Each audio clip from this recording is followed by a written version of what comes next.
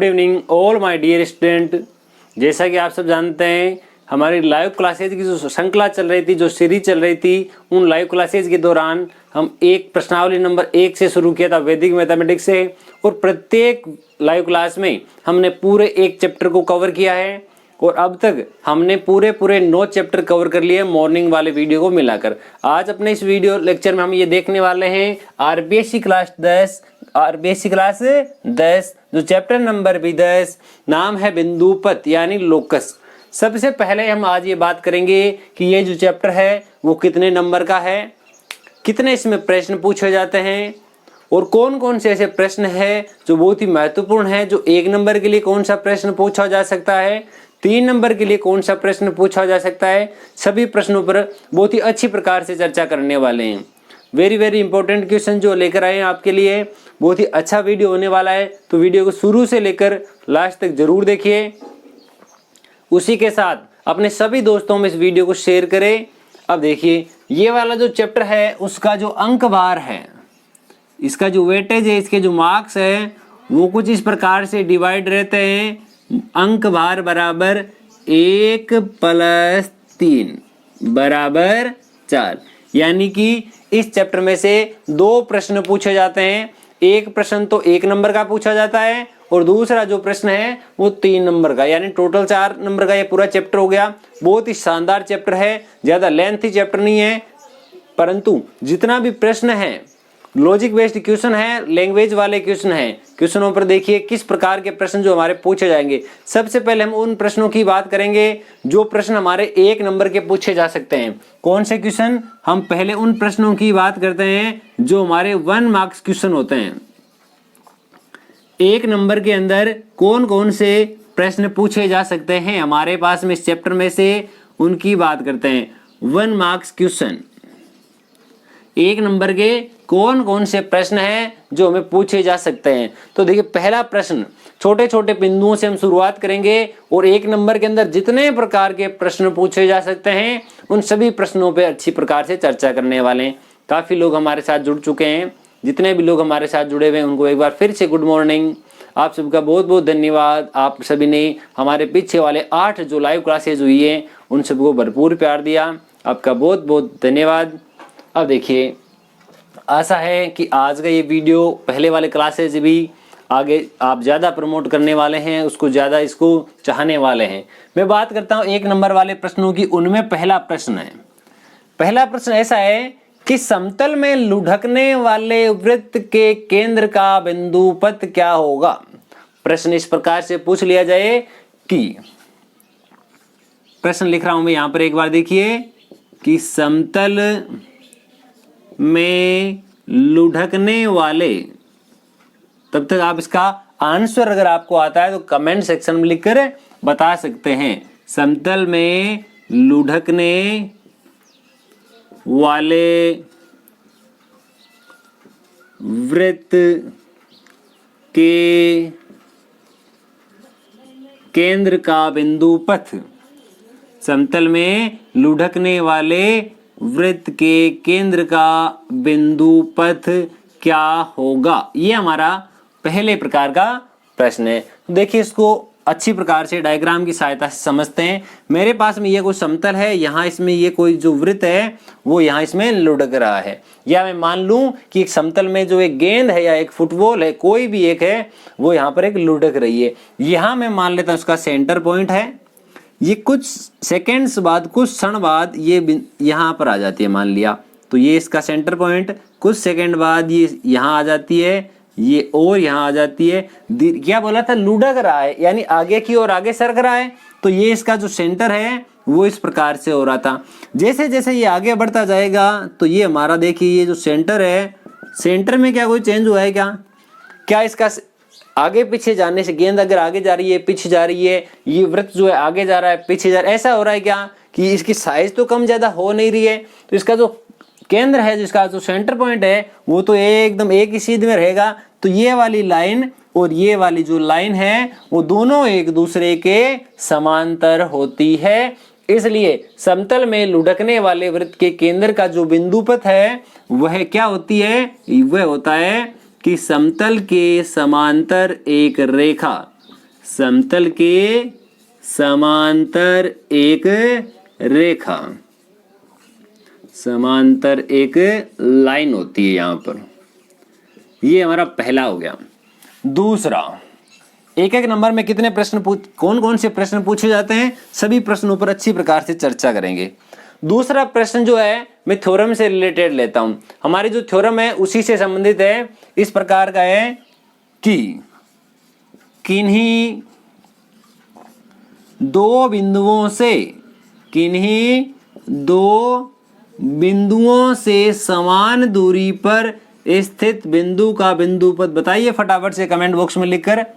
किन्हीं दो बिंदुओं से समान दूरी पर, देखते हैं आंसर कौन कौन बताता है तब तक। किन्हीं दो बिंदुओं से समान दूरी पर स्थित बिंदु का बिंदुपथ, स्थित बिंदु का बिंदुपथ क्या होता है। ये हमारा एक नंबर के लिए प्रश्न है। क्या है इस प्रकार से यहाँ मैं बता देता हूं आपको। ये कोई बिंदु ए है, ये कोई बिंदु बी है। बोला किन्हीं दो बिंदुओं से समान दूरी पर स्थित, इन दोनों बिंदुओं से समान दूरी पर इक्वल डिस्टेंस पर ये वाली दूरी और ये वाली दूरी दोनों बराबर है। इस बिंदु P का बिंदुपथ क्या होगा ये पूछा है। तो क्या करेंगे, अगर ये बिंदु यहां आ जाए तो ये वाली दूरी और ये वाली दूरी बराबर होगी। अगर ये बिंदु यहां आ जाए तो यहाँ पर ये दूरियां बराबर होगी। अगर ये बिंदु यहां आ जाए तो देखिए ये दूरी और ये दूरी बराबर होगी। कहने का मतलब है इस पूरी लाइन के ऊपर P कहीं पर भी मूव करे यानी आगे पीछे गति करे तो यहाँ पर ये बिंदु P जो है वह A तथा B से समान दूरी पर स्थित होगा। ये हमारा जो प्रमेय है वो 10.1 है। थ्योरम जो है वो हमारी 10.1 है। ये उसी का स्टेटमेंट है। किन्हीं दो बिंदुओं से समान दूरी पर स्थित बिंदु का बिंदुपथ उन दोनों बिंदुओं को मिलाने वाली रेखा का लंब समद्विभाजक होता है। बिंदु का बिंदुपथ क्या होता है, बिंदु का बिंदुपथ होता है कि उन दोनों, लाइन पूरी लिख करके आनी है, शॉर्टकट में आंसर नहीं देना है। पूरी लाइन किस प्रकार से लिखोगे, किन्हीं दो बिंदुओं से समान दूरी पर स्थित बिंदु का बिंदुपथ उन दोनों बिंदुओं को मिलाने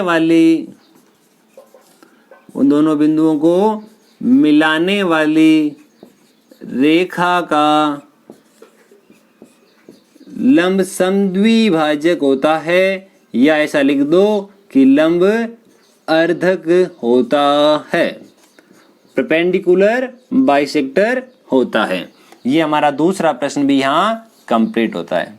ठीक है, आप चाहो तो ये वाला भी बना के आ सकते हो, ये आपकी इच्छा पर डिपेंड करता है, परंतु आंसर पूरा लिखे और कॉपी को अगर एकदम सही प्रकार से एडजस्ट करना चाहते हैं तो इसमें जो छोटे छोटे डायग्राम बनते हैं उनको भी उनमें इंक्लूड करें।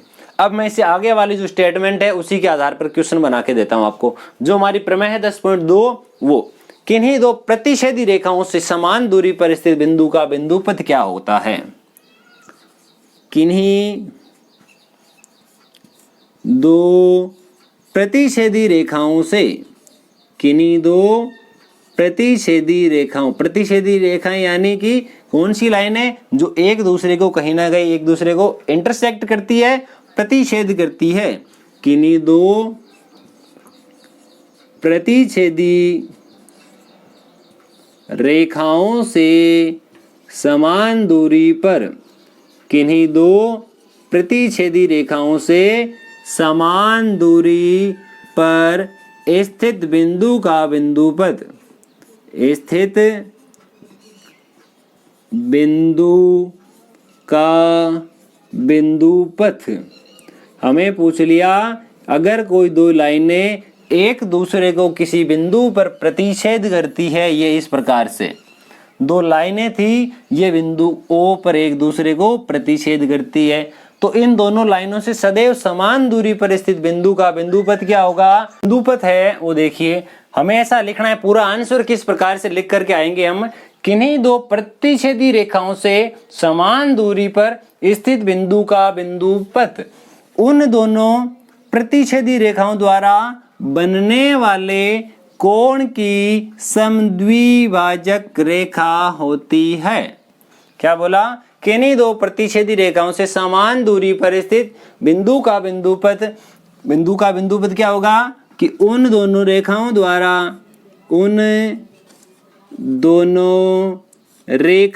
द्वारा जो हमारे पास में दो रेखाएं दी गई थी, उन दोनों रेखाओं द्वारा बनने वाले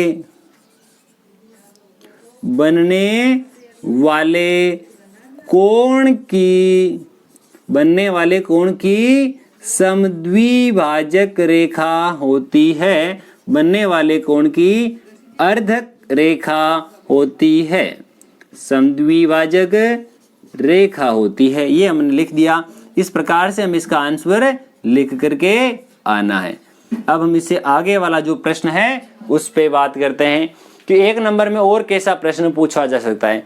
अगर आपको पता हो तो एक प्रश्न ऐसा है कि जिसमें लिखा है, एक प्रश्न है जिसमें 3 संरेखीय बिंदुओं की बात की जा रही है, 3 कोलिनर पॉइंट्स।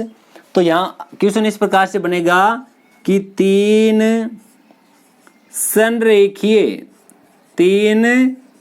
संरेखीय बिंदुओं से होकर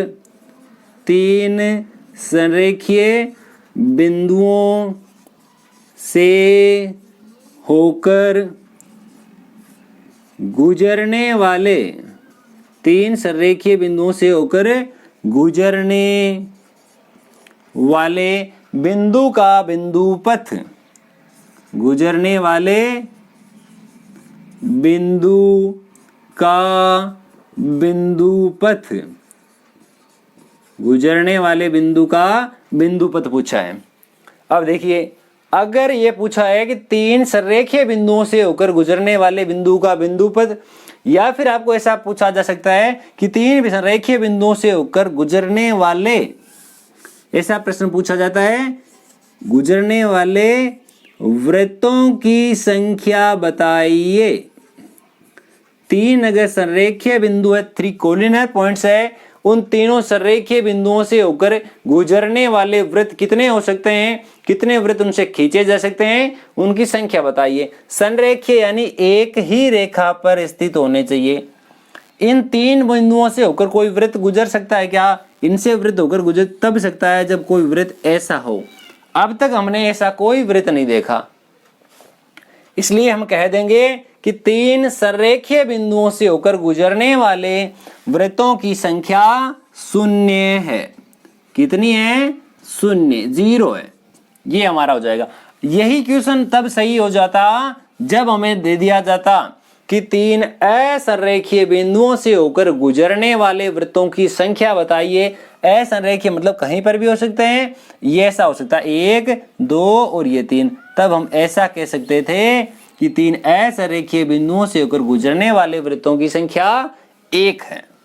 अगर संरेखीय है तो वृत्तों की संख्या 0 है, और अगर असंरेखीय आता है तब हमारे पास में वृत्तों की संख्या 1 हो जाएगी। ठीक है। अब मैं आगे 1 नंबर में जो प्रश्न पूछे जा सकते हैं उसमें से एक बहुत ही अच्छा प्रश्न आपके लिए लिखता हूं। जैसे आप सबने फैन जरूर देखा, सीलिंग फैन हो या टेबल फैन हो, कोई भी फैन हो। मैं यहाँ प्रश्न इस प्रकार से बना देता हूं कि एक घूमते हुए पंखे का मतलब है एक चल रहा है, कोई पंखा जो है वो मूव कर रहा है, रोटेशन कर रहा है। एक घूमते हुए पंखे की ब्लेडों, जो इसकी ब्लेड होते हैं, उन ब्लेडों की बात हो रही है। ब्लेडों के सिरों का बिंदुपथ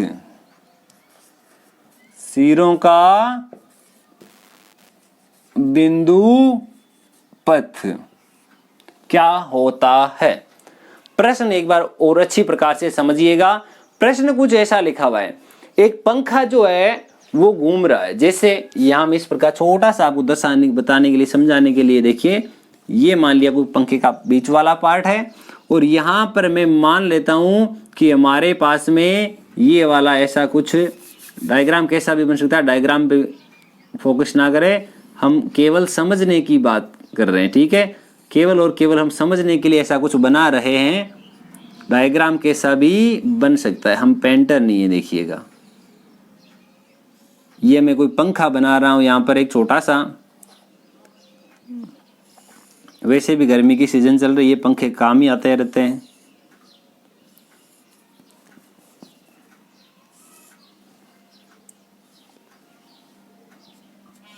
एक छोटा सा पंखा, छोटे वाला पंखा बनाया है मैंने, जिसमें 4 ब्लेड होते हैं। ये मैंने मान लिया कोई पंखा है। इस पंखे में मैं ऐसा कह सकता हूँ, ये थोड़ी छोटी बन गई थी, सारी बराबर होनी चाहिए थी, देख लेना, छोटी बड़ी नहीं होनी चाहिए। हमें डायग्राम नहीं बना के आना है, हमें केवल समझना है। देखिए क्या लिखा है। क्वेश्चन इस प्रकार से है कि एक घूमते हुए पंखे, यानी जो पंखा है वो रोटेशन में है, चल रहा है पंखा। घूमते हुए पंखे के ब्लेडों के सिरों का बिंदु पथ, ब्लेड यानी ये वाले 4 ब्लेड है, इनका सिरा यानी ये, इनके जब घूम रहे होंगे, पहले ये यहाँ था घूमता हुआ, कंटिन्यू घूम रहे हैं, तो इनके जो सिरे हैं, इनका जो बिंदु पथ है वो कुछ इस प्रकार से होगा।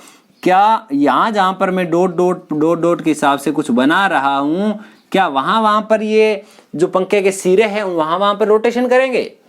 हाँ, ये वाला सही है। अब देखिए ये जो डिजाइन बनती है वो किस प्रकार की डिजाइन बनती है। वो हमारे पास में एक सर्किल बनता है, एक वृत्त बनता है। क्या जब हम किसी चलते हुए पंखे को देखते हैं तो हमें एक वृत्ताकार डिजाइन बनी हुई दिखाई देती है? जी हाँ। तो हमारा आंसर हो जाएगा कि घूमते हुए पंखे के ब्लेडों के सिरे का बिंदु पथ एक वृत्त होता है। क्या होता है? एक वृत्त यानी सर्किल होता है। ये हमारे पास में ये वाला क्वेश्चन भी हो गया। अब हम इससे आगे की ओर बात करते हैं।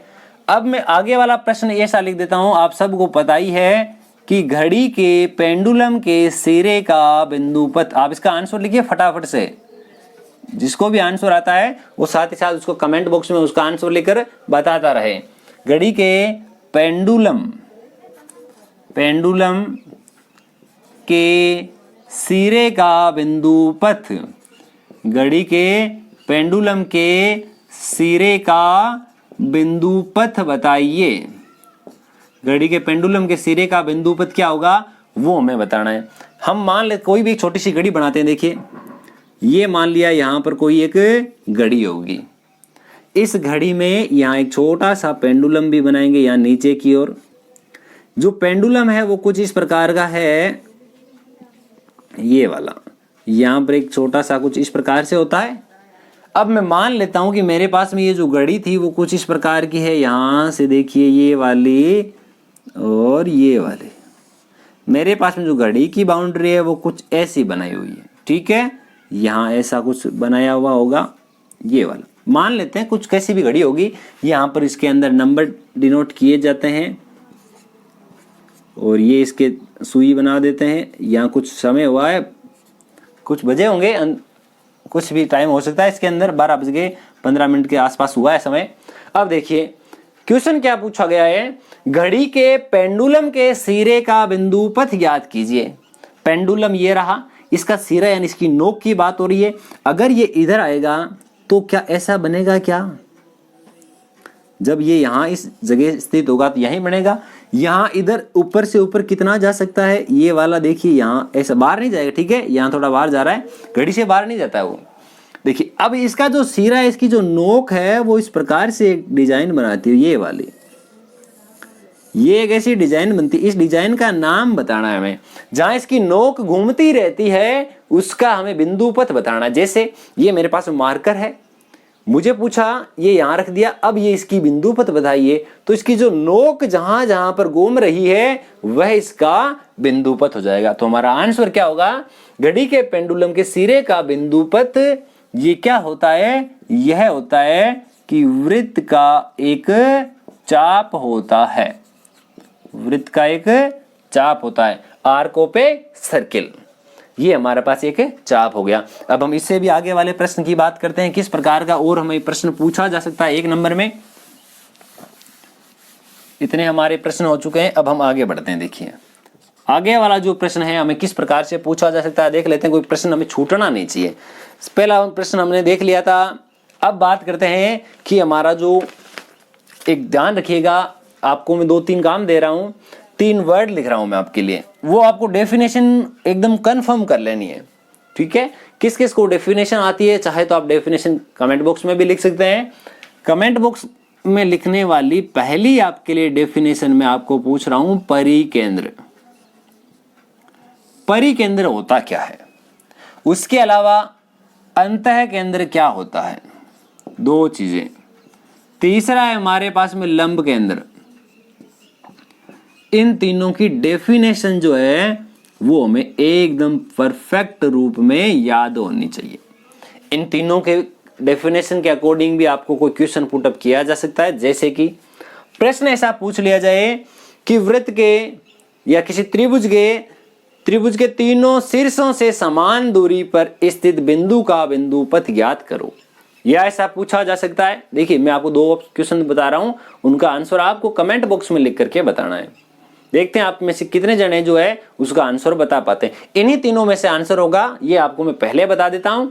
पहला प्रश्न है कि किसी त्रिभुज के तीनों शीर्षों से समान दूरी पर स्थित बिंदु का बिंदु पथ क्या होगा, और दूसरा जो प्रश्न है वो यह है किसी त्रिभुज की तीनों भुजाओं से समान दूरी पर स्थित बिंदु का बिंदु पथ क्या होगा। इन दोनों का आंसर आपको बताना है। ठीक है, अब हमारे पास में देखिए जितने 1 नंबर वाले प्रश्न थे वो संभवतः हमने कर लिए हैं, और जो भी हमारे पास में देखिए अब आगे आने वाले जो क्वेश्चंस होंगे उनके अंदर भी जो छोटे छोटे पॉइंट्स होंगे वो आपको बताते रहेंगे कि उनमें से 1 नंबर का प्रश्न कैसे पूछा जा सकता है। यहाँ पर आपको देखिए परिकेंद्र और अंत केंद्र के और लंब केंद्र तीनों से संबंधित मैंने 2 प्रश्न दिए हैं, आपको उनका आंसर बताना है। आप इन 6-7 प्रश्नों का स्क्रीनशॉट लेके देख सकते हैं या इनको नोट कर लिया तो बहुत ही अच्छी बात है। अब मैं बात करता हूं जो हमारे पास में 3 नंबर के प्रश्न पूछे जाते हैं वो कौन कौन से प्रश्न पूछे जा सकते हैं, किस प्रकार के प्रश्न पूछे जाते हैं। देखिए बात करते हैं उन सब के ऊपर। पहले एक छोटे से आसान से प्रश्न के साथ हम वीडियो के अंदर जो 3 नंबर वाले प्रश्न हैं उन 3 नंबर वाले प्रश्नों की शुरुआत करते हैं।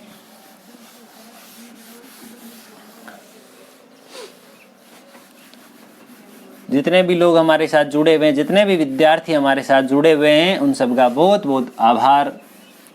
बहुत ही अच्छा काम कर रहे हैं आप। गारंटी आप हमारे साथ अगर बने हुए विश्वास है तो आप, दावा है मेरा, आपका जो रिजल्ट है बहुत ही बेहतरीन कर देंगे हम। जितने भी दिन बचे हुए हैं उन दिनों में हमारा कंप्लीट कोर्स होने वाला है। देखिए अब हमारे चैप्टर में, हमारी किताब में जो टोटल 18 चैप्टर है, 18 में से 9 चैप्टर हम कर चुके हैं। ये हम 50% से आगे की ओर बढ़ गए हैं, जो हमें 50% से आगे की ओर बढ़ गए हैं। देखिए धीरे धीरे हम सारा काम कर रहे हैं। अगर अंक बार की बात करें तो हमारा जो पहला चैप्टर है वो हमने देख लिया था 4 नंबर का। उसके अलावा हमने जो दूसरा चैप्टर है वो भी देख लिया था, तीसरा चैप्टर है वो भी देख लिया, चौथा चैप्टर भी हमने देख लिया, तो चैप्टर नंबर 5 है वो भी हमने देख लिया, 6, 7, 8 ये चैप्टर है वो भी हमने देखा है। उसके अलावा 8 हो गया, ये हमने 9 नंबर चैप्टर भी देख लिया। इतने चैप्टर जो है, इतने अंक बार है वो हम अपने पीछे वाले वीडियोस तक कवर कर चुके हैं। और ये वाले 4 नंबर इसके अगर इंक्लूड कर दिए जाए तो ये वाला हमारा काम हो गया। देखिए 20 यहाँ तक 20 हो गए, 10 ये वाले हो गए, 30 और ये रहे देखिए 33, 36, 39 और 4, ये हमारे पास अब तक 43 मार्क्स के क्वेश्चन हो चुके हैं। ओनली प्रश्नावली के अनुसार अगर हमारे पास में जो रोड सेफ्टी है उसका प्रश्न यहां से पूछ लिया जाए तो इस वीडियो के साथ हमारे जो 9 पार्ट कंप्लीट होंगे इस वीडियो के खत्म होने पर, तब हम 45 नंबर का काम कर चुके हैं। कितने में से? 80 में से। 80 में से 45 नंबर बहुत ही बड़ा अंक है, कोई छोटे मोटे मार्क्स नहीं है, बहुत ही अच्छे अंक होते हैं। और ये हमने अब तक कितने दिनों में हमने शुरू की थी ये श्रृंखला? 21 तारीख को सुबह 9 बजे। 21 तारीख का दिन कंप्लीट हो गया, 22 का भी हो गया, 23 का भी हो गया, 24 का भी हो गया और आज 25 तारीख के दिन, यानी 5 दिनों में हमने 45 नंबर के जो चैप्टर्स है वो कवर कर लिए हैं। यानी प्रतिदिन हम 9 नंबर का चैप्टर कवर करते जा रहे हैं औसतन। अब हम बात करते हैं कि जो हमारे 3 वाले नंबर के प्रश्न हैं वो कैसे कैसे होते हैं। वाले जो प्रश्न है 3 नंबर वाले प्रश्नों में हम पहला प्रश्न कुछ इस प्रकार से ले लेते हैं कि ये वाला देखिए क्वेश्चन है कि आकृति में, यानी डायग्राम हमारे पास में क्वेश्चन में गिवन है, आकृति में कोण P का अर्धक यानी कोण P जो है उसका समद्विभाजक कौन है PS भुजा QR को S बिंदु पर, कौन से बिंदु पर, बिंदु S पर प्रतिच्छेद करता है।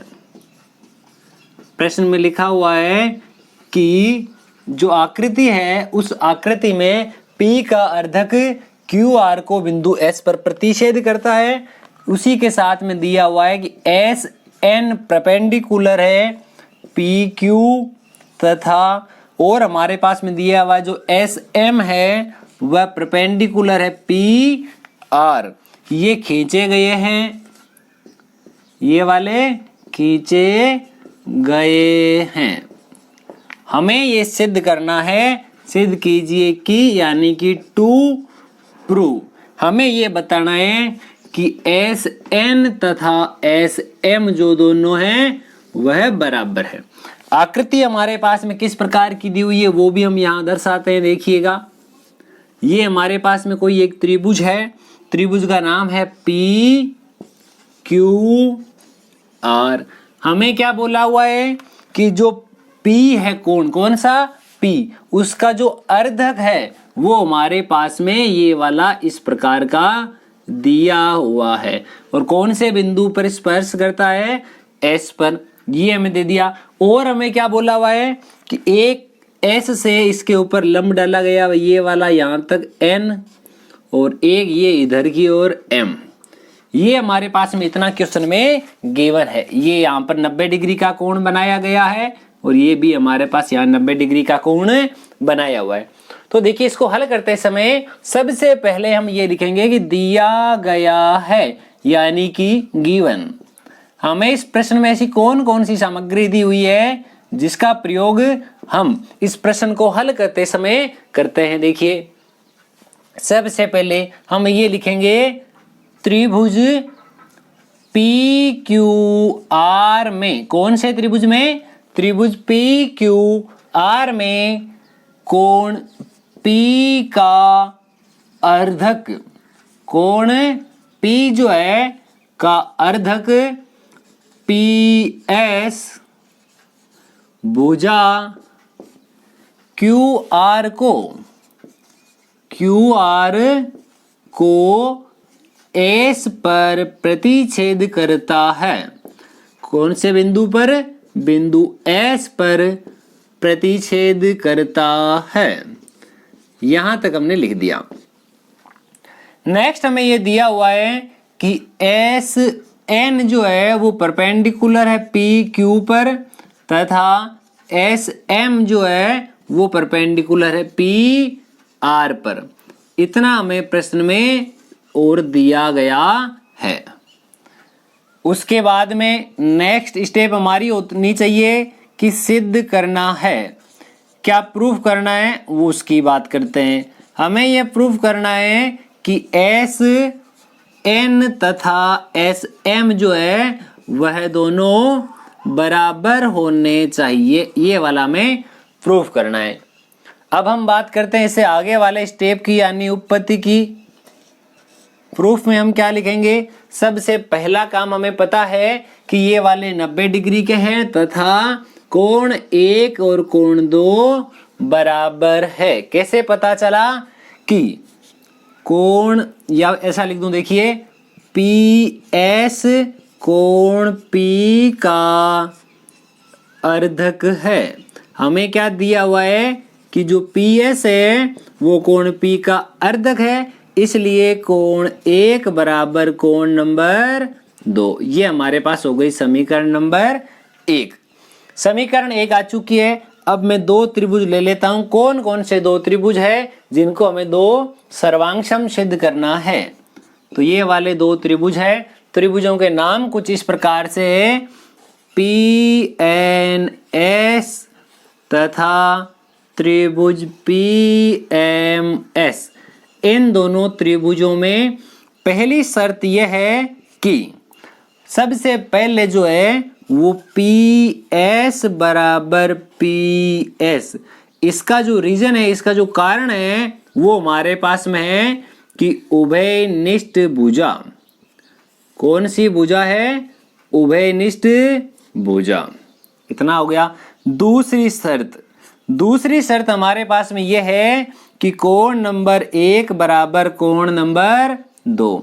इसका कारण जो है हमारे पास में वो लिखा हुआ है समीकरण 1 से। तीसरा इसका जो कारण है वो हमारे पास क्या होगा? तीसरी शर्त क्या है हमारे लिए? तीसरी शर्त ये है कि कोण PNS बराबर कोण PMS, और ये वाला जो है इसका कारण हमें प्रश्न में दिया गया है कि ये वाले दोनों 90-90 डिग्री का कोण अंतरित करते हैं। यहां देखिए 3 बराबर हो गए, और यहां कौन सा रूल लग रहा है?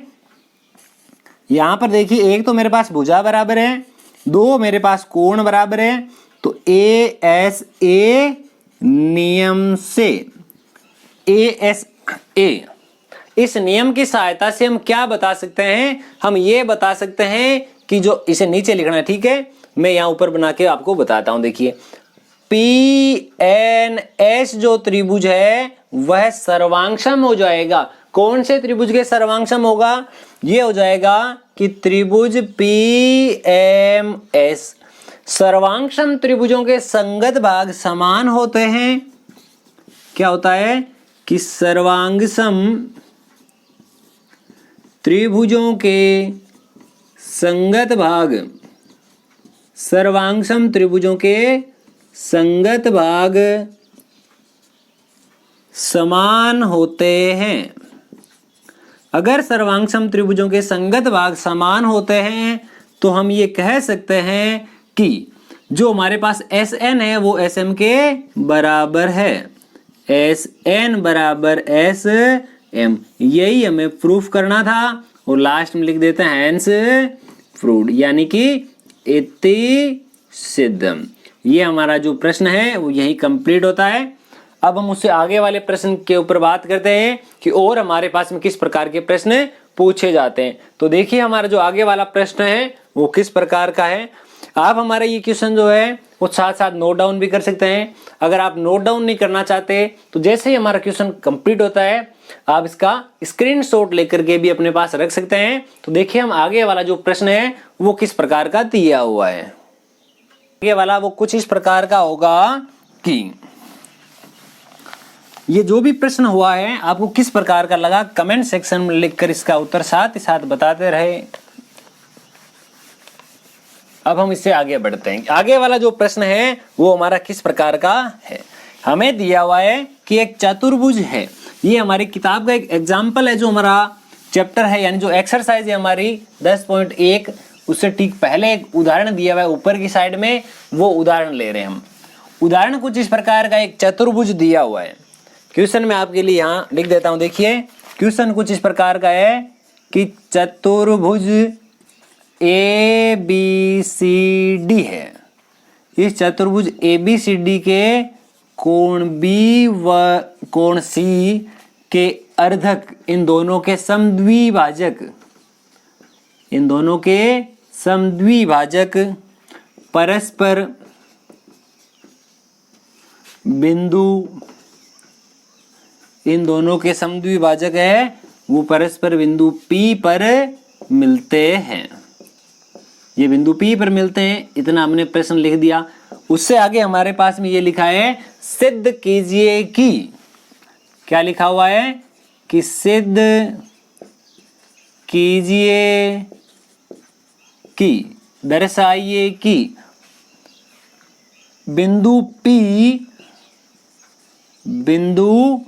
P सम्मुख भुजाओं, यानी उसके सामने की जो दो भुजाएं हैं उन सम्मुख भुजाओं AB व CD से समान दूरी पर स्थित है। समान दूरी पर स्थित है यानी कि हम क्या लिख सकते हैं, समदूरस्थ है। समदूरस्थ का मतलब समान दूरी पर स्थित है। ये हमारे पास में प्रश्न दिया हुआ है। तो जो हमारे पास में दिया गया है, पहली स्टेप होती क्या है, गिवन। हमें क्या दिया हुआ है प्रश्न में, वही लिखा करते हैं। तो लिख देता हूं मैं, दिया गया है। दिया गया में लिखेंगे कि चतुर्भुज ABCD के कोण B व कोण C के अर्धक परस्पर बिंदु P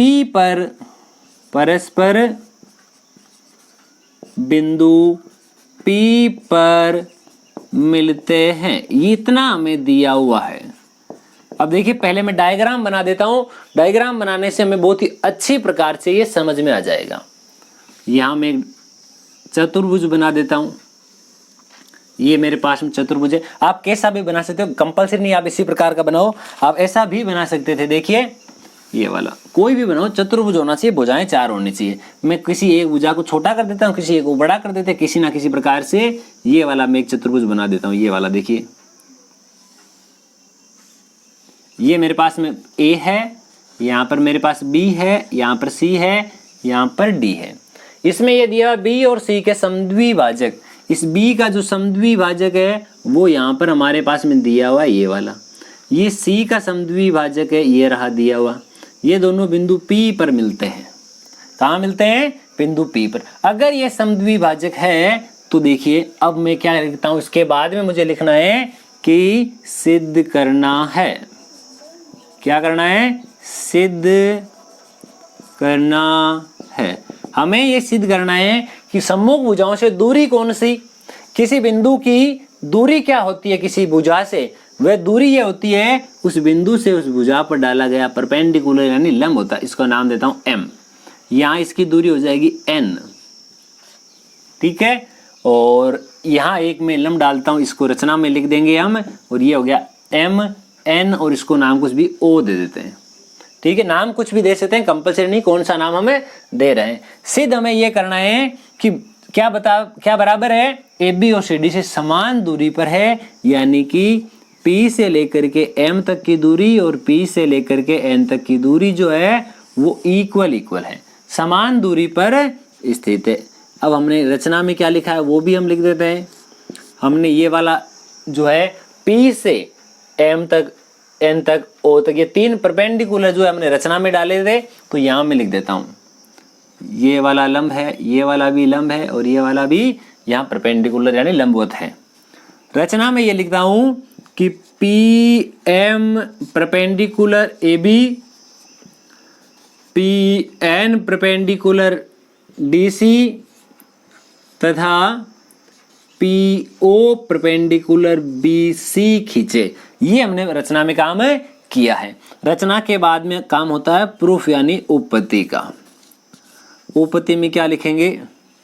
उपपत्ति का सबसे पहला पार्ट हमें प्रश्न में दिया हुआ है कि यहां मैं एक क्या लिखता हूं, प्रमेय का स्टेटमेंट लिखता हूं, जो हमारी प्रमेय थी 10.2 उसका कथन।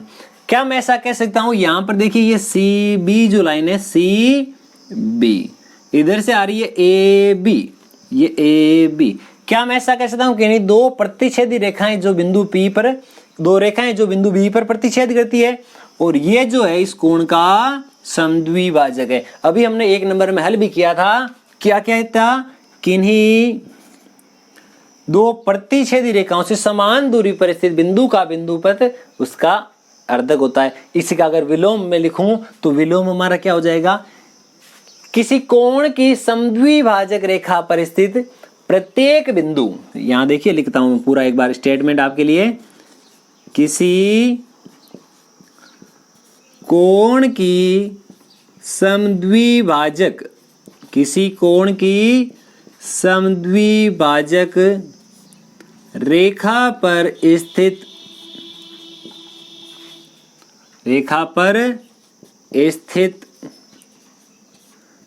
प्रत्येक बिंदु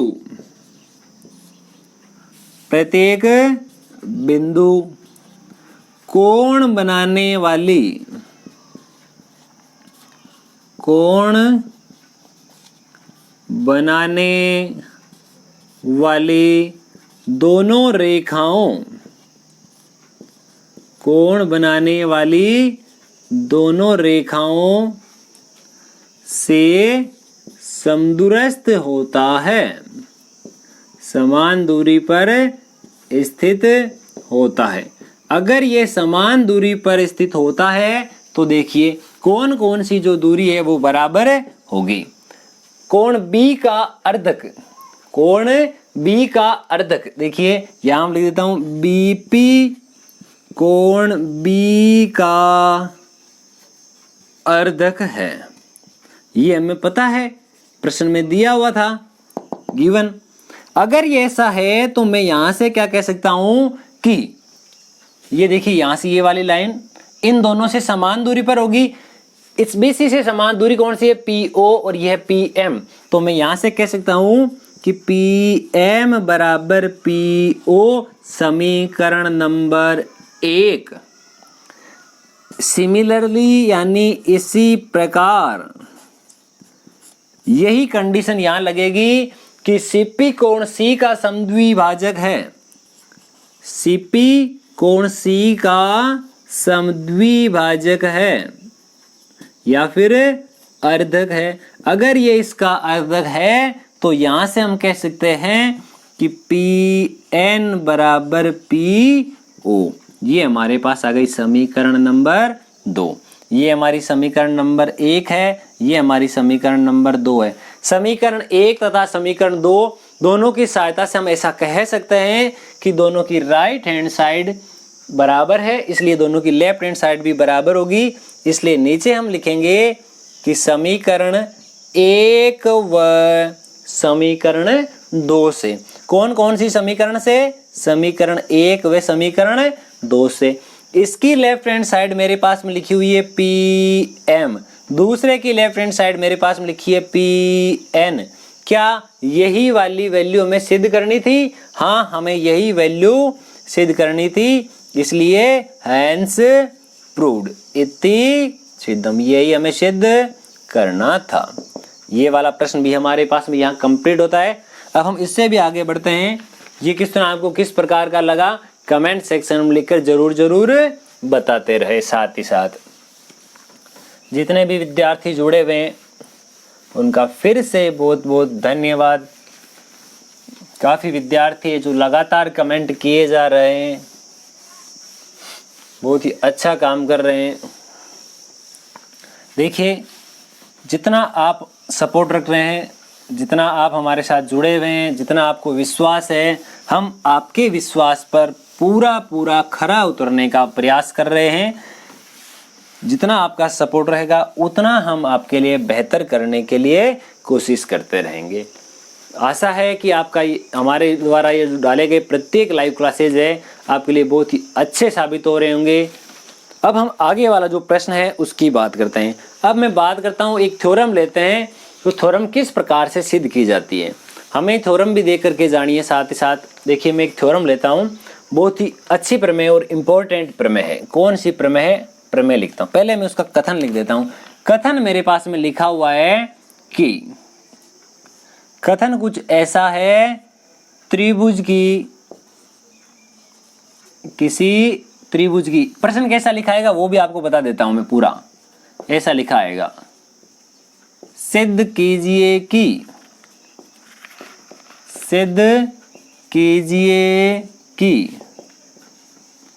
किसी त्रिभुज की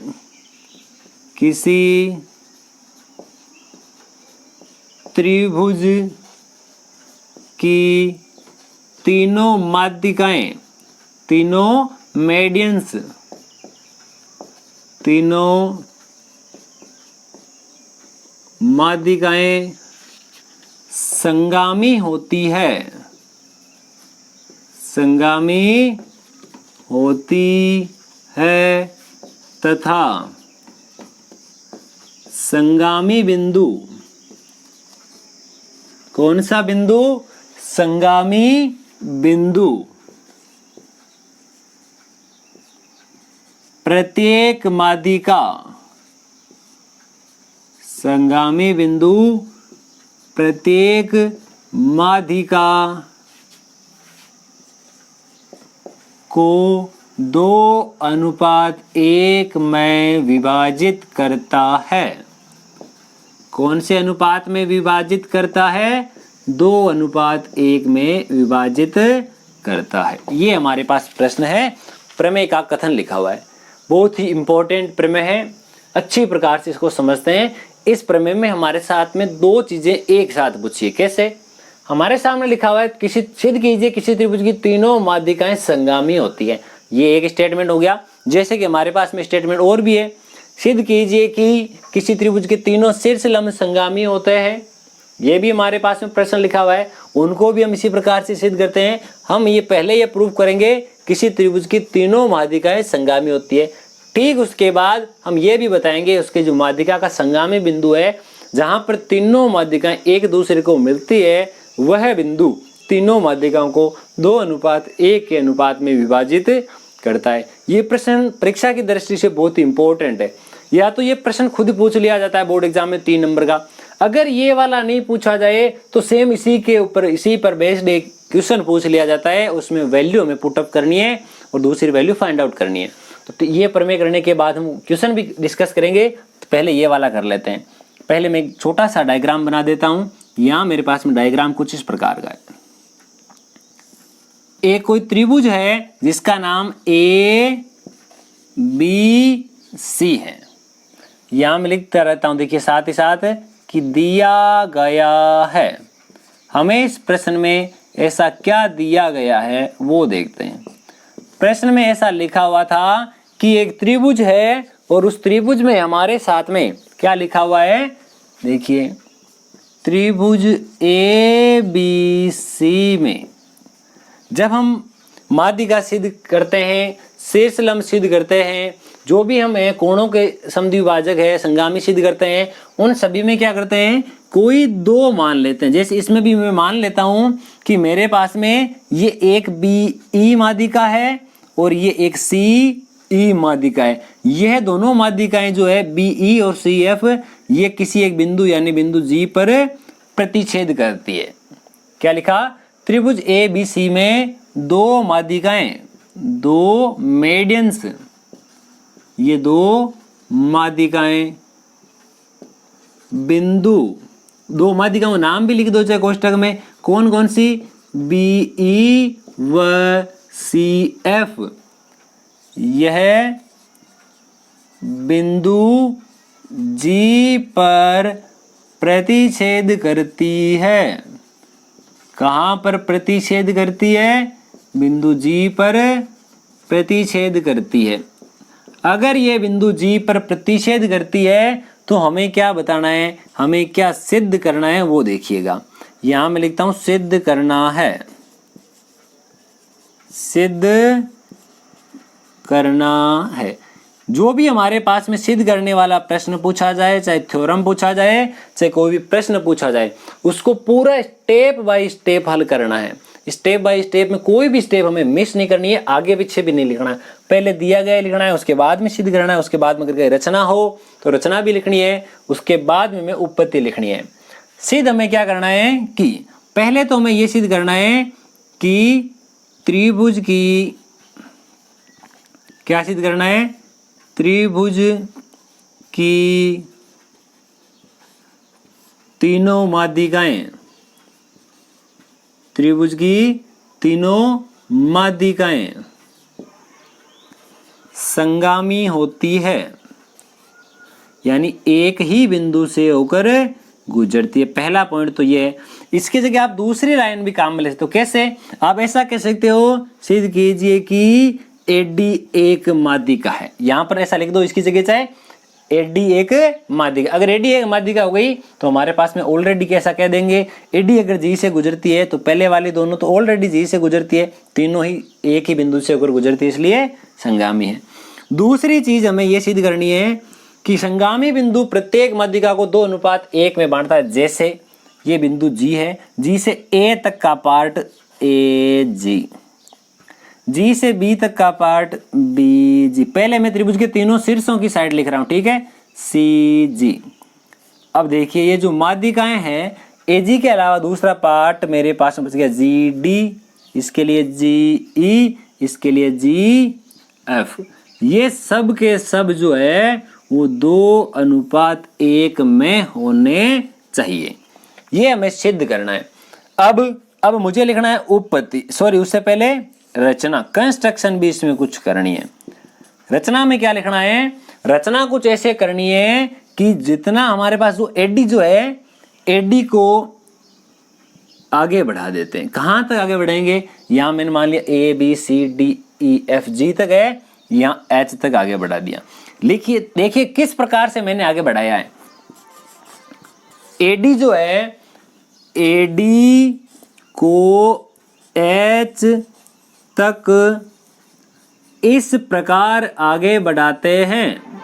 एडी को एच तक इस प्रकार आगे बढ़ाया, इस प्रकार आगे बढ़ाया कि ए जी बराबर जी एच होना चाहिए।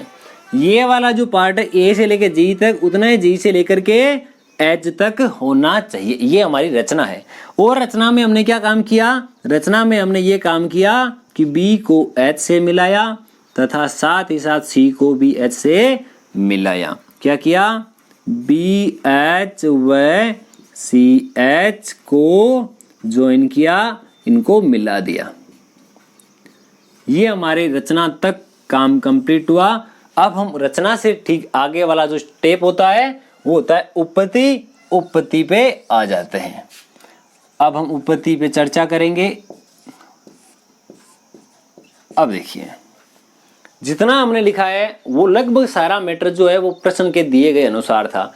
सिद्ध करना क्या है वो भी प्रश्न में दिया गया था, दिया गया है वो भी प्रश्न में। रचना जो हमने अपने अनुसार की है। अब देखिए, अब मैं यहां क्या लिखता हूं? मुझे यहां पता है कि ये जो त्रिभुज है ए बी सी, इसके लिए ये माध्यिका है बी ई। अगर बी ई माध्यिका है तो ये ई जो है वो एसी का मध्य बिंदु है। ई जो है वह एसी का मध्य बिंदु है। ये भी मध्य बिंदु हो गया। अगर ये इसका मध्य बिंदु है तो रचना में हम क्या कह सकते हैं? हम यहां से ऐसा कह सकते हैं, जो हमारे पास में ई और जो एफ है उनकी सहायता से, जैसा कि हम कह सकते हैं कि जो बिंदु एफ है, कौन सा बिंदु? एफ। देखिए यहां मैं लिख देता हूं आपके लिए, बिंदु एफ कौन से त्रिभुज में, वो भी आपको साथ ही साथ बता देता हूं। यहां पर मेरे पास में एक त्रिभुज है कि त्रिभुज ए बी एच, यहां बना देता हूं। यहां ए, यहां पर नीचे एच और यहां पर है बी। आपको अच्छी प्रकार से समझाएंगे। एक बार अगर आपने देख लिया तो पेपर तक नहीं भूल पाओगे। ठीक है, यहां में दिया हुआ है कि एफ जो है वो इसका मध्य बिंदु है ए बी एच में। मैं ऐसा कह सकता हूं कि एफ ए बी का मध्य बिंदु है, मध्य बिंदु है। अब ये कैसे पता चला? ये ऐसे पता चला, किसी त्रिभुज के शीर्ष से सामने वाली भुजा के मध्य बिंदु को मिलाने वाला रेखाखंड माध्यिका होती है। अगर ये माध्यिका थी तो ये वाले दोनों बराबर है, और इसका रीजन यानी इसका जो कारण होता है वो मैं लिख देता हूं दिया गया है, क्योंकि ये तो मैं दिया गया था, क्योंकि ये तो एक माध्यिका है। दिया गया है, ये पहला। दूसरा मैं यहां से कह सकता हूं, यहां एक बिंदु है जो जी के नाम से दर्शाया हुआ है। यहां मैं लिख सकता हूं जी जो है वह ए एच का मध्य बिंदु है। जी जो है वह ए एच का मध्य बिंदु है, और इसका कारण अभी अभी मैंने लिखा है मेरे प्यारे विद्यार्थियों कि ए डी को एच तक इस प्रकार आगे बढ़ाते हैं कि ए जी बराबर जी एच। ए जी बराबर जी एच अगर है तो ये वाला पार्ट इस पार्ट के बराबर हो गया। ठीक है, अब मैं क्या कह सकता हूं, ये इस का मध्य बिंदु, ये इसका मध्य बिंदु, मैं इसको मिला देता हूं यहां इस प्रकार। अब यहां एक प्रमेय का कथन लिखता हूं, अच्छी प्रकार से समझिए कि कौन सी प्रमेय का मैं कथन लिख रहा हूं। मध्य बिंदु प्रमेय हम लिख रहा हूं मैं। देखिए, किसी त्रिभुज की किन्हीं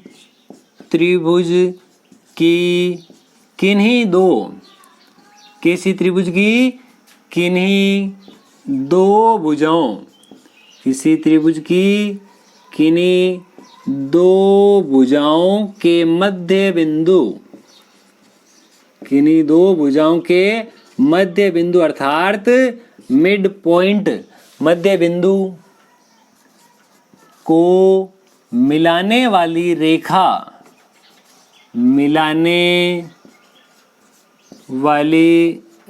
या मिलाने वाला रेखाखंड। क्या हुआ? किसी त्रिभुज की किन्हीं दो भुजाओं के मध्य बिंदु को मिलाने वाली रेखा तीसरी भुजा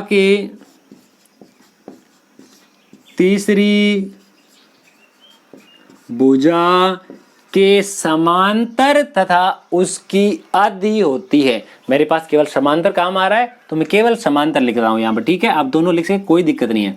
तीसरी भुजा के समांतर होती है। अगर ये समांतर होती है तो देखिए कहां काम में आ रही है।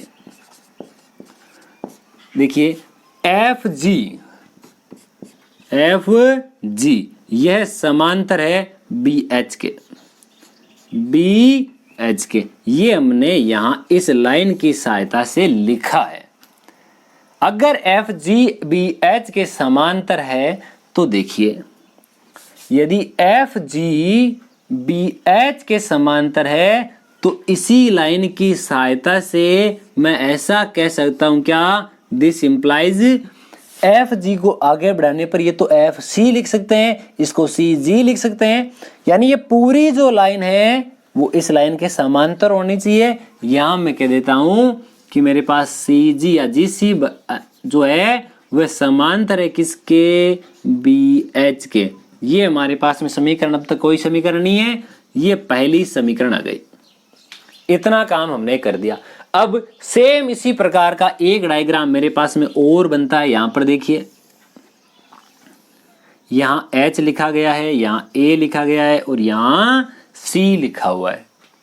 यहां इसका मध्य बिंदु E लिखा हुआ है, यहां तो ऑलरेडी मध्य बिंदु G है, इसको इससे मिलाया हुआ है।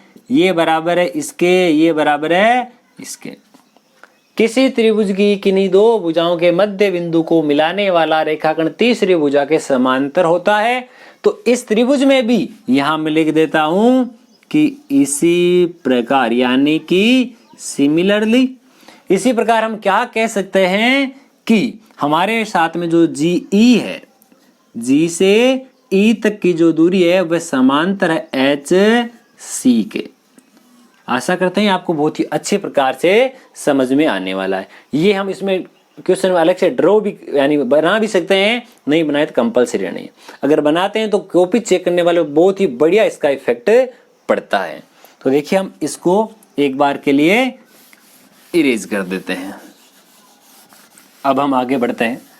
अगर जी ई अगर इसके समांतर है तो ये पूरी लाइन समांतर होगी। मैं लिखता हूं बीजी समांतर, यहां मैं लिख देता हूं बीजी समांतर एच सी, समीकरण नंबर 2। समीकरण हमारे पास में 2 आ चुकी है। एक तो आइए समीकरण नंबर 1 और दूसरी आ गई मेरे पास में समीकरण नंबर 2। समीकरण 1 में मैंने लिखा कि ये वाली जो लाइन है वो इस लाइन के समांतर है। दूसरी ये लिखी कि ये वाली लाइन जो है वह इस लाइन के समांतर है। समीकरण 1 व समीकरण 2 से ऐसा कह सकता हूं कि एक ऐसा चतुर्भुज बनता है जिसको सम्मुख भुजाएं समांतर है।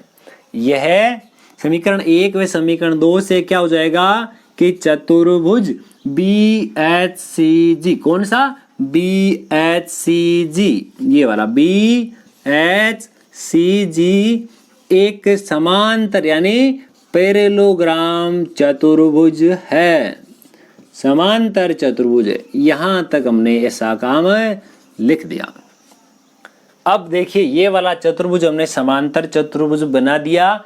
जो भी इन दोनों में से कोई पॉइंट पूछा जाए, यहाँ तक काम सेम है। अब हम आगे इन दोनों में डिवाइड करेंगे थोड़ी देर बाद में। देखिए मुझे यहाँ दो विशेषता पता होनी चाहिए। कौन कौन सी विशेषताएं हैं वो देखिए। मुझे पता होना चाहिए चूंकि कि समांतर चतुर्भुज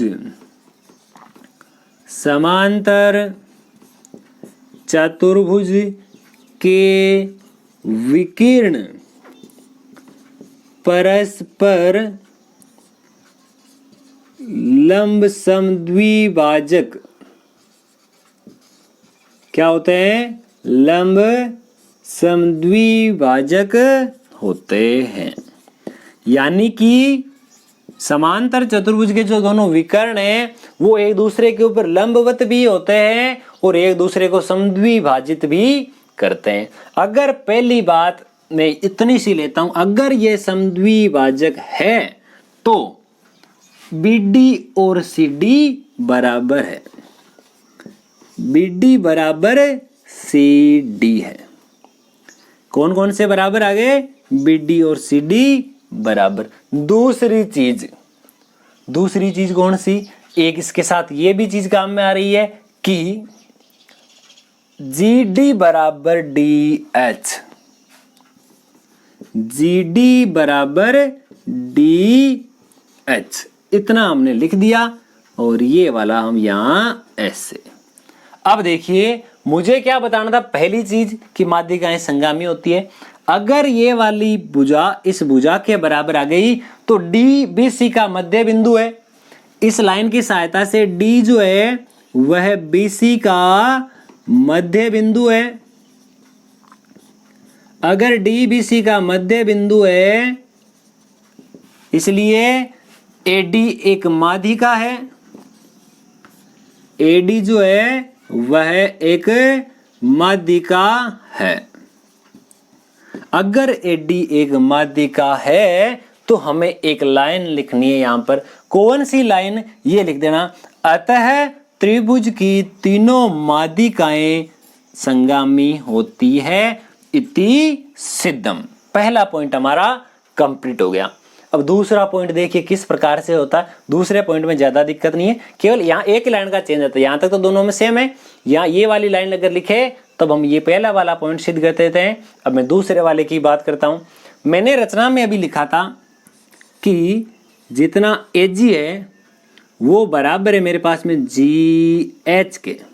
लिखा था रचना में मैंने AG और GH बराबर है। अगर AG और GH बराबर है तो मैं AG को तो AG से डिनोट करता हूं और GH के यहाँ दो पार्ट हो गए। देखिए एक तो GD और दूसरा DH। दूसरा हो गया DH। दो भाग हो गए। अब दो भागों को हम कैसे एडजस्ट करेंगे? AG का तो AG रख दिया। मुझे माध्यिका से लेना देना है। ये वाला रचना है वो अलग पार्ट है। माध्यिका का पार्ट इन दोनों में से कौन सा है? ये GD। GD किसके बराबर है? DH। यानी DH की जगह में GD लिख सकता हूं। GD प्लस GD मेरे पास में हो गया 2 गुणा GD। ये आ गया मेरे पास 2 गुणा GD। अगर 2 गुणा GD है तो ये GD में इधर लेके आ जाता हूं। मेरे पास में क्या बचेगा? ऊपर तो मेरे पास लिखा हुआ है AG। ऊपर क्या लिखा हुआ है? AG। अब AG हमारे पास हो चुका। नीचे हमारे पास में आ जाएगा GD। AG बटे GD आ गया। अब मेरे पास बराबर बचा केवल और केवल 2, जिसके नीचे कुछ भी नहीं होता, वह होता है 1। पहली लाइन AG बटे GD बराबर 2/1। इसी प्रकार हम लास्ट में क्या लिख देंगे? एक चीज हमने प्रूव कर दी। इसी प्रकार हम ये कह सकते हैं कि ये तीनों ही बराबर होंगे। जैसे कि AG बटे GD बराबर BG बटे GE बराबर CG बटे GF। ये सब के सब बराबर है 2:1 के अनुपात के बराबर। इस प्रकार ये हमारा प्रश्न जो यहाँ कंप्लीट होता है, यहाँ लिख देना इति सिद्धम, हैंस प्रूव्ड। ये हमारा प्रश्न यहाँ कंप्लीट हुआ। ये आपको किस प्रकार का लगता है कमेंट सेक्शन में लिखकर जरूर बताएं। अब हम इसी के जैसा एक एग्जाम्पल लेके देखते हैं और इसको बहुत ही अच्छी प्रकार से समझते हैं। देखिए किस प्रकार का प्रश्न है। जो नेक्स्ट प्रश्न है वो कुछ इस प्रकार का दिया हुआ है कि जैसा अभी हमने ये वाला किया है, इसके आधार पर हम एक प्रश्न करते हैं। देखिए सेम इसी पर बेस्ड है और ये 2:1 जो अभी हमने प्रूव किया है सेम इसी पर आधारित, यही वाली थ्योरम काम में आएगी। ये वाला स्टेटमेंट हमें याद रखना है कि किसी भी त्रिभुज की माध्यिकाओं का जो संगामी बिंदु है वह प्रत्येक माध्यिका को 2:1 के अनुपात में विभाजित करता है। जैसा कि मैंने आपको पहले भी बताया हुआ है, जिस भी प्रश्न में यानी जो आंसर हम हल कर रहे हैं उस टाइम में कोई भी अगर स्टेटमेंट अगर हम काम में ले रहे हैं, यूज में ले रहे हैं, तो उसको वहीं पर लिखना है, उसको कोष्टक बना करके ब्रैकेट में हमें लिखना होता है। देखिए आज का जो प्रश्न है वो मैं ऐसा बना देता हूँ। नेक्स्ट जो प्रश्न कुछ इस प्रकार का है, मैं डायरेक्ट इसमें डायग्राम बना रहा हूँ, आप क्वेश्चन साथ साथ सुनते रहिएगा। एक त्रिभुज ए बी सी, एक त्रिभुज ए बी सी की 3 माध्यिकाएं ए डी बी ई तथा सी एफ बिंदु जी पर प्रतिच्छेद करती है। एक त्रिभुज की 3 माध्यिकाएं ए डी बी ई और सी एफ है जो बिंदु जी पर प्रतिच्छेद करती है। इसी के साथ हमें यह दिया हुआ ए जी बराबर 6 सेंटीमीटर, ये वाला हमें दिया हुआ है 6 सेंटीमीटर यहाँ से यहाँ तक की दूरी। इसके अलावा बी ई बराबर 12.6, बी ई ये पूरा जो है वो हमें दिया हुआ है 12.6, 2 चीजें हो गई। तीसरा एफ जी बराबर 3 सेंटीमीटर, ये छोटा सा पार्ट हमें 3 सेंटीमीटर दिया हुआ है। हमें 3 पूछे हुए, एक तो ए डी का मान, एक जी ई का मान और एक सी जी का मान। ये 3 जो मान हैं वो हमें पूछे गए हैं। इस क्वेश्चन को हम इतने आसान तरीके से हल करेंगे कि आपको आनंद आ जाएगा। देखिए कैसे। सबसे पहले आपको एक स्टेटमेंट लिखना है जो भी मैंने आपको बताया, किसी त्रिभुज की माध्यिकाओं का संगामी बिंदु प्रत्येक माध्यिका को 2:1 में विभाजित करता है। इतना लिखने के बाद में हमें उन बिंदुओं पर फोकस करना है। एक तो वह मान जो हमें दिया गया है, मैं माध्यिका एडी की बात करूं तो हमें माध्यिका एडी में एडी पूरी माध्यिका, इस एडी माध्यिका में ए जी दिया हुआ है, ए जी दिया गया है। अब एक चीज जो दी गई है और दूसरी चीज हमें वो लिखनी है जो पूछी गई है, बट्टे में ए डी। अब ये कैसे मान आएगा वो देखिए। ये बिंदु ए है और ये बिंदु डी है। यहाँ एक बिंदु है जिसका नाम हमने जी दिया है, ये हमारे तीनों नामकरण हो गए। ये अनुपात 2 है, ये अनुपात 1 है। तो बताइए कि अगर आपको किसी ने पूछ लिया कि ए से लेकर के डी तक की पूरी दूरी कितनी है, तो क्या हम ये कह सकते हैं ये 2 भाग ये 1 भाग, तो टोटल जो एडी है वह कितने भाग हैं? तो देखिए इस प्रकार के किसी भी प्रश्न में किसी भी वैल्यू को फाइंड आउट करते समय हमेशा हमें एक मान दिया जाएगा इन तीनों में से और दूसरा मान पूछा जाएगा। जैसे एजी बटा जी, एजी बटे एडी, इनका अनुपात क्या है? एजी हमारे पास में है 2, एडी पूरा है हमारे पास में 3। अब देखो एजी का मान हमें प्रश्न में 6 सेंटीमीटर दिया गया था, बटे में मैंने लिख दिया एडी बराबर 2/3। वज्र गुणा करने पर एडी गुणा 2, यहाँ पर जब वज्र गुणा करेंगे बाई क्रॉस मल्टीप्लाई, तब हमारे पास में 2 एडी बराबर 6 गुणा 3 18 आ गया। अब हमारे पास में एडी बराबर आ जाएगा 18/2 यानी कि 9 सेंटीमीटर। एडी का मान हमारे पास में यानी 3 मान पूछे गए थे, उनमें से एक मान आ चुका है। कंपलसरी नहीं, आप यही मेथड अप्लाई करो। आप ऐसा भी लिख सकते थे कि एजी बटे जी डी बराबर 2:1। यहाँ हमारे पास एजी की जगह 6 लिख देते, बटे में जी डी बराबर 2:1। यहाँ से वज्र गुणा करने पर आ जाता जी डी गुणा 2 बराबर 6, जी डी बराबर 6/2 यानी कि 3 सेंटीमीटर। जी डी का मान आ गया 3, ये वाली वैल्यू 3 आ गई, ये वाली 6 है। तो मुझे पूछा था माध्य का एडी बताइए, तो 6 + 3 मिलकर के 9 हो जाते हैं। ऐसा हम काम कर सकते हैं। ये दूसरा तरीका। एक तीसरा तरीका और भी है, मेरे पास में ये लिखा है, इसको मैं एक तो अपोजिट लिख दूं इसका। कैसे? एक तो यहाँ एजी है, एजी मुझे चाहिए, ठीक है, जीडी नहीं चाहिए, तो इसको मैं ऐसा लिख सकता था, देखिए जीडी अपॉन दूसरा और कौन है, एजी बराबर हो जाएगा 1/2। तो एजी का मान तो मुझे चाहिए, मैं क्या कर देता हूँ, दोनों पक्षों में 1 जोड़ने पर, तो इधर मेरे पास में आ जाएगा 3/2, यहाँ दोनों का एलसीएम आ जाएगा एजी, ऊपर आएगा एजी प्लस जीडी, यानी कुल मिलाकर के एडी आ जाएगा, एडी/जीडी 3:2। ये वाला तरीका आ जाएगा।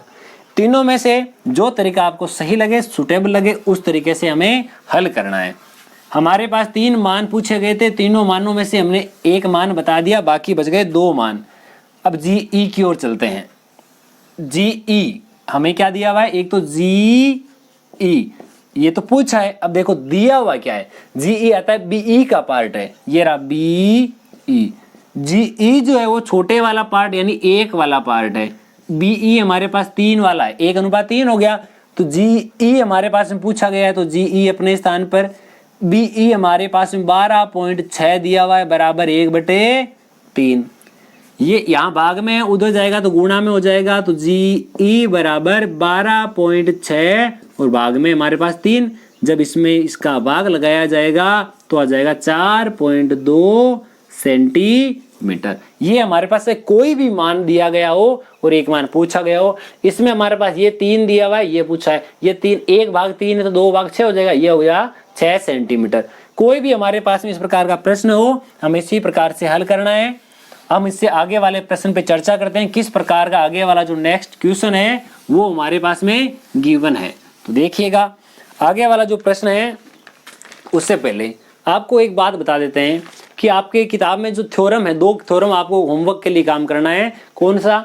2 इस प्रकार से, यदि किसी त्रिभुज की 2 माध्यिकाएं समान है, क्वेश्चन क्या है, यदि किसी त्रिभुज की 2 माध्यिकाएं समान है तो वह समद्विबाहु होगा, यदि किसी त्रिभुज की 3 माध्यिकाएं समान है तो वह समबाहु होगा। ये दोनों जो प्रमेय है वो मैं एग्जाम से पहले देख करके जानिए। आगे वाला जो प्रश्न है वो कुछ इस प्रकार का है। त्रिभुज, यही डायग्राम बना देता हूं मैं, साथ ही साथ आप क्वेश्चन सुनते रहिए, आप नोट डाउन भी कर सकते हैं। लिखा है कि एक त्रिभुज ए बी सी में, एक त्रिभुज ए बी सी में, यहाँ ए है, यहाँ बी है, यहाँ सी है, इसकी 3 माध्यिकाएं ए डी, बी ई व सी एफ बिंदु जी पर प्रतिच्छेद करती है। इतना हमें दिया हुआ है, तो देखिए साथ साथ मैं लिख देता हूं कि दिया गया है। हमें क्या दिया गया है, त्रिभुज ए बी सी की 3 माध्यिकाएं, 3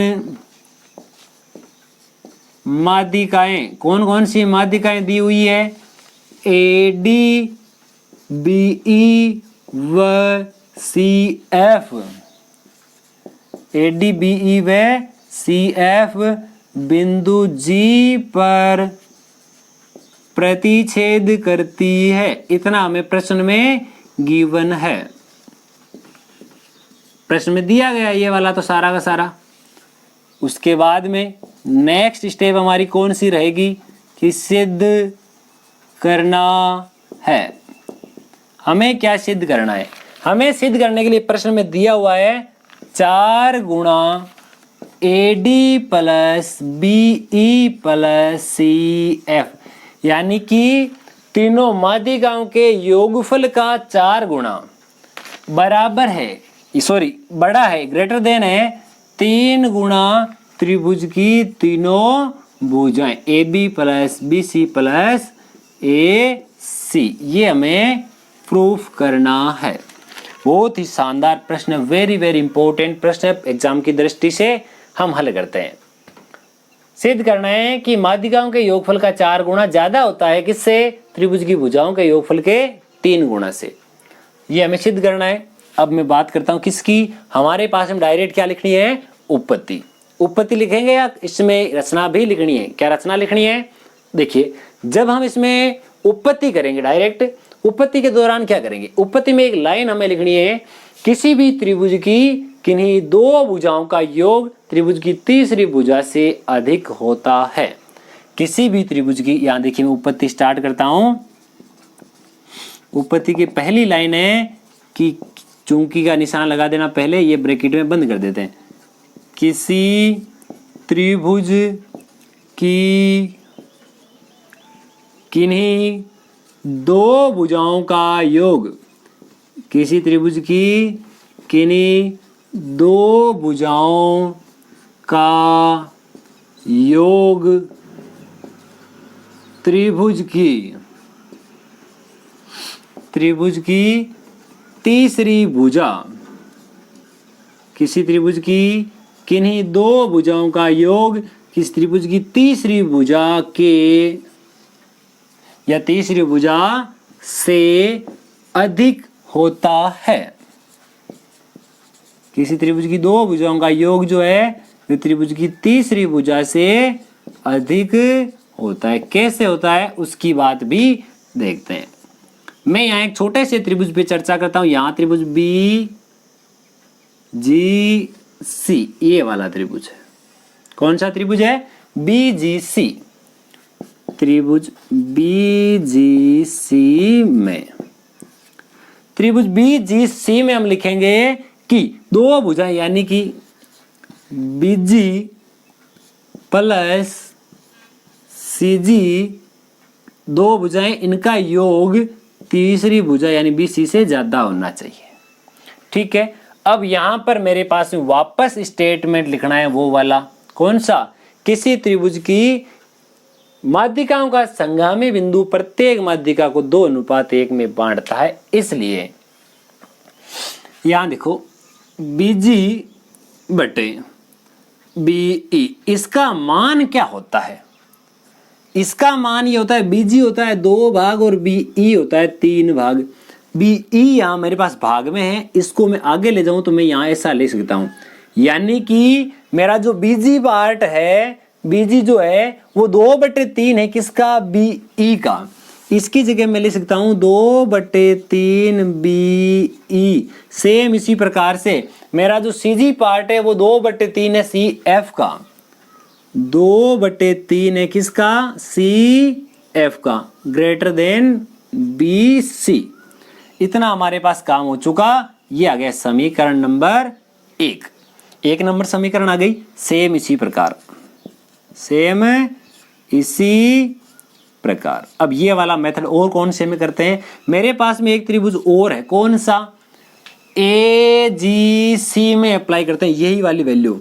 ए जी सी में यही मेथड काम आएगा। मैं डायरेक्ट यही वाली लाइन लिखता हूं। देखिए ए जी जो है 2/3 एडी लिख सकते हैं। ए जी की जगह मेरे पास में आ जाएगा 2/3 ए डी, ये लिख दिया। प्लस जो हमारे पास में दूसरा पार्ट है सीजी की जगह मेरे पास में लिखा जाएगा कि 2/3 सी एफ, बड़ा है तीसरी भुजा यानी कि ए सी से। इतना काम हो गया।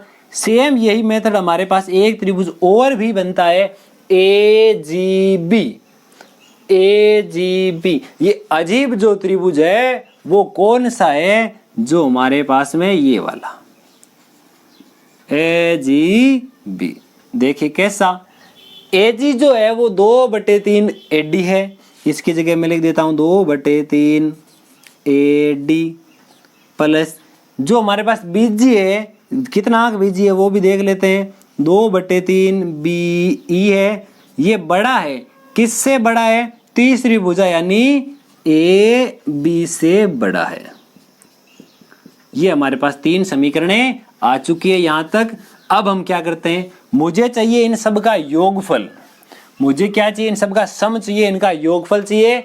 तो तो मैं इन तीनों समीकरणों को जोड़ देता हूं, तो यहां लिख देता हूं समीकरण 1, समीकरण 2 व समीकरण 3 को जोड़ने पर, तीनों को जोड़ देते हैं हम, प्लस कर देते हैं, सम कर देते हैं इनका, हमारे पास में आएगा इधर लेफ्ट हैंड साइड में देखिए 1 2 3 4 5 6 वैल्यू है।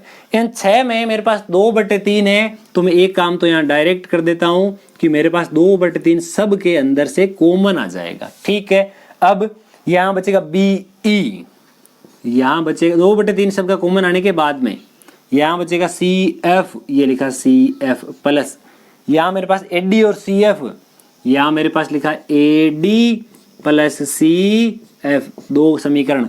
तीसरे AD और BE,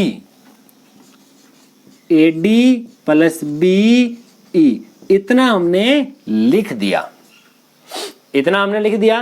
बीच में ग्रेटर देन का निशान है, तो ये ग्रेटर देन का निशान लगा दिया।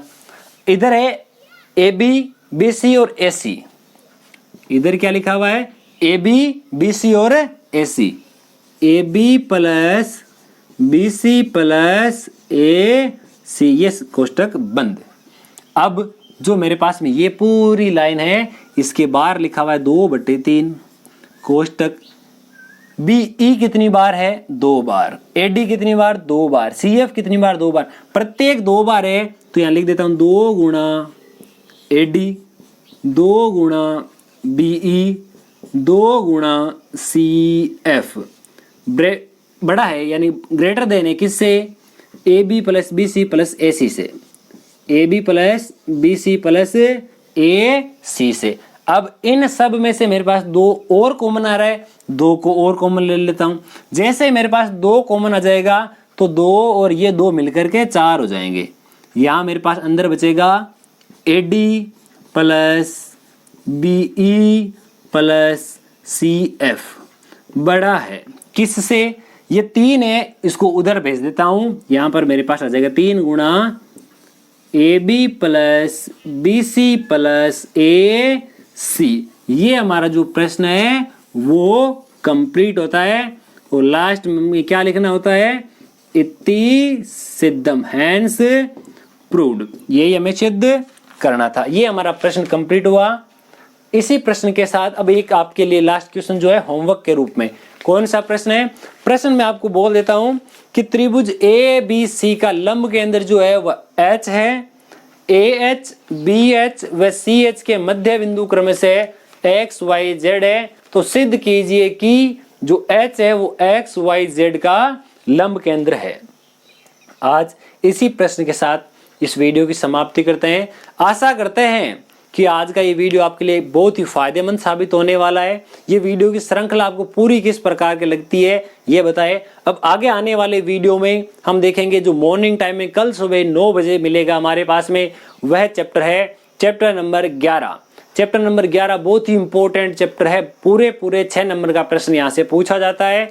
तो इसके लिए कल सुबह 9 बजे मिलते हैं कि 6 नंबर के कौन कौन से प्रश्न ऐसे हैं जो बोर्ड एग्जाम में पूछे जाने योग्य है। अगर आपने हमारे पीछे वाले 8 पार्ट नहीं देखे हैं तो उनका लिंक नीचे डिस्क्रिप्शन में दिया हुआ है, वहां जाकर देख सकते हैं, या फिर ऊपर यहाँ पर एक आई बटन है, उस आई बटन पे भी आप क्लिक करके वहां वो वाले सारे वीडियो देख सकते हैं। वीडियो को शुरू से लेकर अंत तक देखने के लिए आपका बहुत बहुत धन्यवाद। मिलते हैं इसी प्रकार एक शानदार वीडियो के साथ कल सुबह 9 बजे। थैंक यू, धन्यवाद, जय हिंद, जय भारत।